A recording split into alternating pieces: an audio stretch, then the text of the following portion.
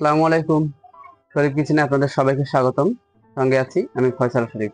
আজকে আমার রেসিপি হচ্ছে আলুর পেটিস। প্রথমে একটা বাটিতে আমি নিয়ে নিচ্ছি 2 কাপ ময়দা,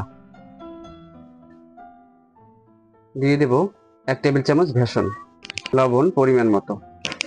এখন গরম পানি দিয়ে ময়দার মধ্যে ডো তৈরি করে নেব। অবশ্যই গরম পানি নিতে হবে। ভালো করে একটা চামচের সাহায্যে মেখে ডো তৈরি করে নেব। আমি একটু হাতের সাহায্যে ভালো করে মেখে নেব।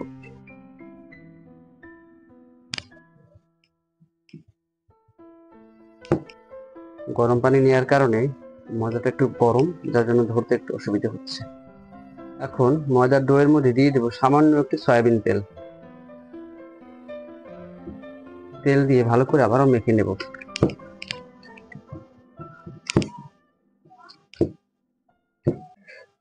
আমার ময়দার ডো সম্পূর্ণ প্রস্তুত। এখন এই অবস্থায় রেখে দেব 10 মিনিট। ঢাকনা দিয়ে ঢেকে রাখবো। আমি পেটিসে দেওয়ার জন্য সেদ্ধ করে নিয়েছি আলু। এখন আলুগুলো থেকে আমি ছোলা ছাড়িয়ে নিচ্ছি। আমার সবগুলো আলু ছিলে নেওয়া শেষ। গ্যাস অন করে একটা ফ্রাই প্যান বসিয়ে দিচ্ছি। ফ্রাই প্যানের মধ্যে দিয়ে দেবো 1 চামচ জিরা, 1 চামচ ধনিয়া। এখন একসাথে জিরা এবং ধনিয়া একটু ভেজে নেব।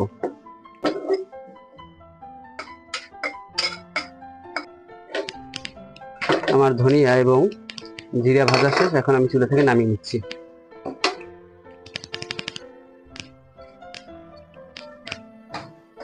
জিরা এবং ধনিয়াগুলোকে হাম্বল দিস্তায় একটু ক্রাশ করে নেব। এখন গুঁড়োগুলোকে নামিয়ে নিচ্ছি। এখন শুকনো মরিচের মধ্যে একটু লবণ দিয়ে মরিচগুলোকে ভেঙে নেব।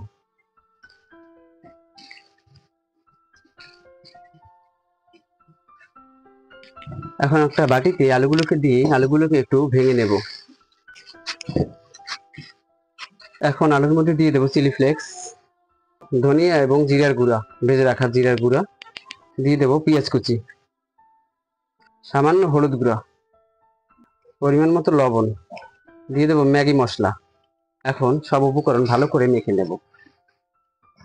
আলুর সাথে সব মশলা পেঁয়াজ দিয়ে ভালো করে মেখে নিতে হবে। এখন এর মধ্যে দিয়ে দেবো একটা ডিম।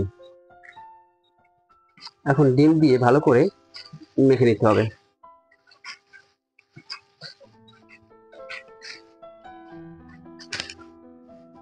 দশ মিনিট পরে আমি ময়দার ডো থেকে এখন রুটি তৈরি করে নেব। বেশি করে নিয়ে এখন রুটির মতো তৈরি করে নেব।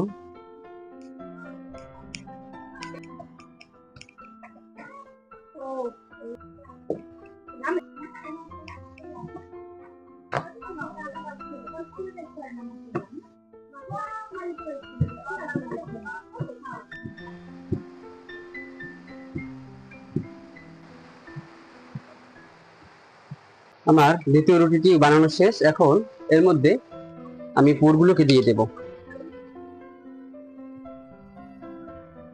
পুর দিয়ে পুরো রুটিতে ছড়িয়ে দেব।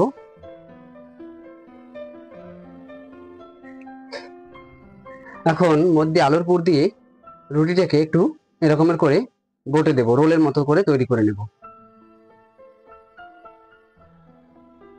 আমি এই মাথায় কোনো পুর দিইনি, কারণ এই মাথায় পুর দিলে আটকানো যাবে না। তাই জন্য আমি পুর না দিয়ে ভালো করে যাতে আটকানো যায় এই জন্য মাথাটাকে আমি পুর ছাড়া রেখেছিলাম। এই যে রোলের মতো তৈরি হয়ে গেছে, দেখতে পাচ্ছেন। এখন 1 ইঞ্চি করে রেখে একটা চাকু দিয়ে রোলটাকে আমি ভালো করে কেটে নেব। কাটা শেষে একটা প্লেটে আমি উঠিয়ে রাখবো। এখন প্যাটিসটাকে সুন্দর করে একটু গোল করে নেব। গোল করে উপর থেকে একটু হালকা করে চাপ দিয়ে দেব, তাহলে দেখতে ভালো লাগবে।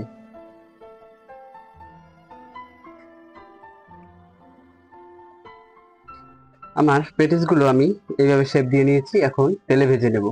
ফ্রাই প্যানের মধ্যে দিয়ে দেব সয়াবিন তেল। আমি প্যাটিসগুলোকে ডুবো তেলে ভাজবো, তাই একটু বেশি করে তেল দিয়ে দেব। তেলটা যেন একদম বেশি গরম না হয়ে যায়, তাহলে প্যাটিসগুলো পুড়ে যাবে।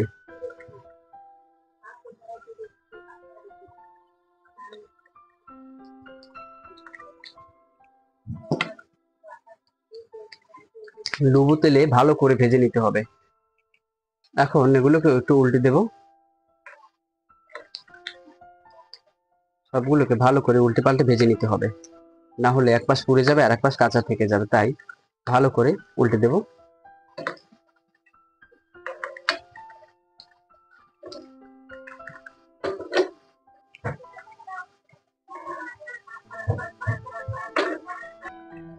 আমার প্রথম পর্যায়ের পেটিসগুলো ভাজা শেষ, এখন আমি তেল থেকে উঠিয়ে নেব।